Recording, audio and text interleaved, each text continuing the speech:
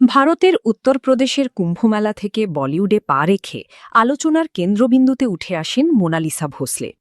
গত মার্চে ভাইরাল হওয়া এই তরুণী ফারমান খান নামের এক যুবককে বিয়ে করে নতুন বিতর্কের জন্ম দেন। বিয়ের খবর প্রকাশ্যে আসার পর বরের ধর্ম নিয়ে লাভ জিহাদের অভিযোগ তোলে মোনালিসার পরিবার। এই আইনি জটিলতা ও মামলার তদন্তের মাঝেই এবার জানা গেল মা হতে চলেছেন মোনালিসা। মোনালিসার পরিবারের দায়ের করা মামলার তদন্ত বর্তমানে চলমান।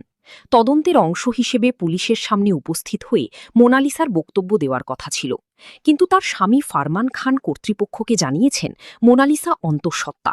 এ কারণে তার পক্ষে ভ্রমণ করা বা জিজ্ঞাসাবাদের জন্য পুলিশের সামনে উপস্থিত হওয়া সম্ভব নয়। পুলিশের একটি সূত্র দাবি করেছে তারা এখন মোনালিসার গর্ভাবস্থার বিষয়টি যাচাই করছে এবং তদন্ত এগিয়ে নিতে চিকিৎসা সংক্রান্ত কাগজপত্র চাইতে পারে। জানা গেছে মোনালিসার পরিবার একটি উপজাতি সম্প্রদায়ের অন্তর্ভুক্ত। তারা মধ্যপ্রদেশের মণ্ডলেশ্বরের ডিএসপির কাছে অভিযোগ দায়ের করেছে।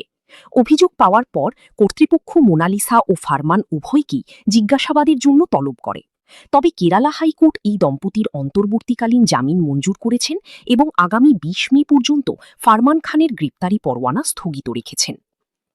ভারতীয় সংবাদ মাধ্যমের খবর অনুযায়ী গত ১১ মার্চ কেরালার পুভারের কাছে অবস্থিত আরুমানুরের নয়নার মন্দিরে হিন্দু রীতি মেনে বিয়ে করেন ফারমান ও মোনালিসা। এরপরই লাভ জিহাদ ও বাল্যবিয়ের অভিযোগ আনে মেয়ের পরিবার।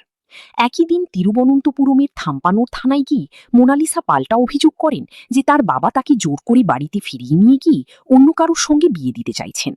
এই অভিনেত্রী স্পষ্টভাবে জানান তিনি ফারমানের সঙ্গেই সংসার করতে চান। পরিবারের চাপ প্রসঙ্গে মোনালিসা বলেন, আমার বাবা মা চাইছিলেন আমি আমার কাজিনকে বিয়ে করি, কিন্তু আমি তাকে বিয়ে করতে চাইনি, কারণ সে আমার কাছে ভাইয়ের মতো। লাভ জিহাদের অভিযোগ উড়িয়ে দিয়ে তিনি আরও বলেন, আমি হিন্দু রীতি অনুযায়ী বিয়ে করেছি, এটি লাভ জিহাদ নয়। আমি সব ধর্মকে সম্মান করি এবং সব ধর্মকে সমান মনে করি।